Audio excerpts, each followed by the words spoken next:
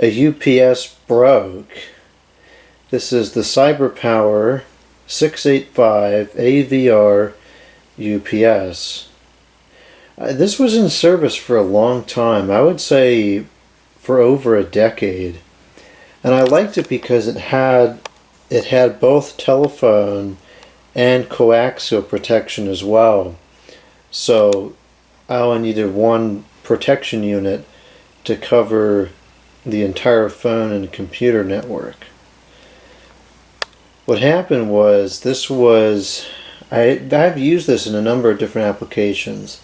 I used it with my computer, my desktop computer, for a long time, and then I used it with the server for a while, and I noticed with the server it wasn't working very well, because when the power went out it would keep the server running, but I don't know if it wasn't engaging fast enough or if the battery wasn't strong enough, because it would drop out for long enough for the server to reboot. And so it was kind of pointless, because the point of the UPS is to prevent that initial hard shutdown, and it wasn't doing that. So I stopped using it with the server, and then I moved it into here in the bedroom, because I have all my networking equipment here in this closet. And so it was powering the PBX and the phone modem and the router and the ring amplifier and so forth, as well as protecting the phone line. Well, actually, that's not quite correct. The only thing it was powering was the PBX, because the ring amplifier and the router and the phone modem are powered by this UPS, which has unfortunately been discontinued, which is a shame because it works really, really well. It runs for several hours keeping this equipment up. Anyway, so what I noticed this one was doing, this happened 2 or 3 times, it would just stop. The power light would go out, everything would have no power to it. The reset switch was not tripped out. I'd have to press the power button to turn it off, because it's a mechanical switch. It sticks in and it comes out. It wasn't even shown. So I would have to turn it off and then turn it back on, and then it would operate as normal.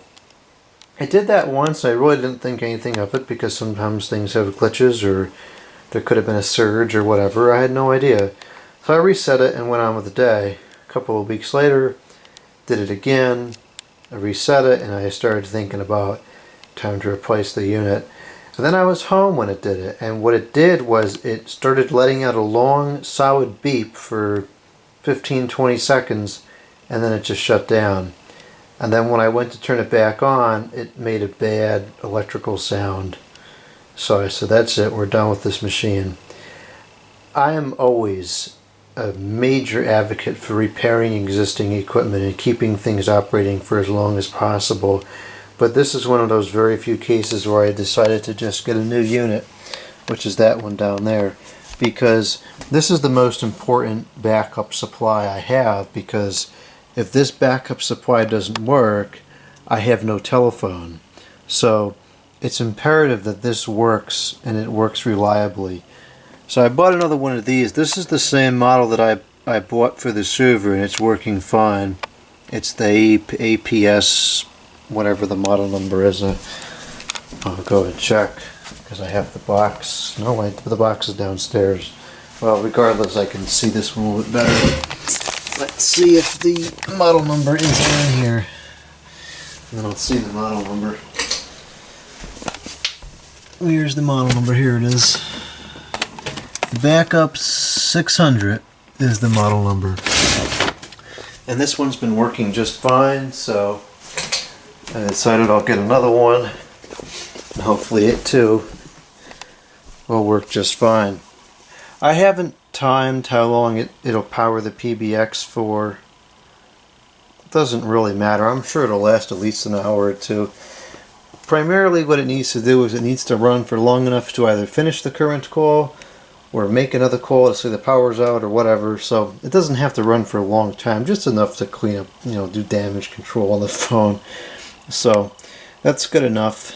And actually what's neat here too is, even if my internet service goes out, I have this for the cell phone, so the calls will still come in through the cell phone. I can still call out on the phones through the cell phone if needed. So it really is pretty fail-proof as long as the UPSs are working correctly. So that's that. The UPS 600 is in there now. I'm going to mount it on the wall.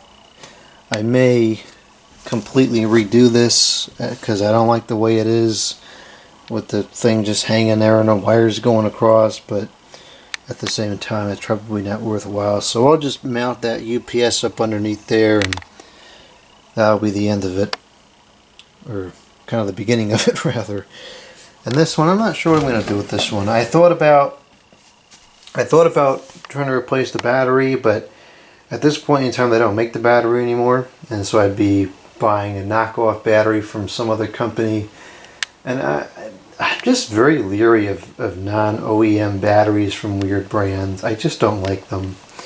Although this is a lead acid, so it's probably not that dangerous, I still just don't particularly like it. There was one other item I need to underscore, and that is the surge protection, because this was filtering the phone line, which it no longer is doing, of course, and the APS 600 does not have a phone line surge protector on it. So I ended up getting this.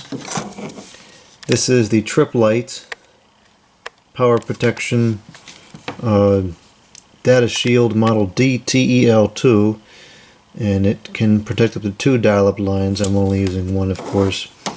And this isn't a fully proper install. I just took the ground wire and stuck it to the pin of the UPS. And the reason why I did that is because this house was built very cheaply, and I would not be surprised if the screw on there is not actually grounded. So I put it right on the grounding pin itself, because I'm fairly certain that that is grounded. So I have that there. This is probably not even necessary, because I have a coaxial surge filter coming in from the outside, so that's protected. My Ethernet is protected, and the power into the phone modem is protected, so there's really no way that a surge could get in. So I think this is probably not necessary at all, but considering the amount of rare telephones I have connected to the line, I'd rather have it and never use it than have it or not have it and then a surge comes through and something gets screwed up. So that's the full story of the UPS failure. I'm not sure what I'm going to do with this one. I'll hold on to it for now. Maybe I'll try to fix it someday. Maybe not. I don't know.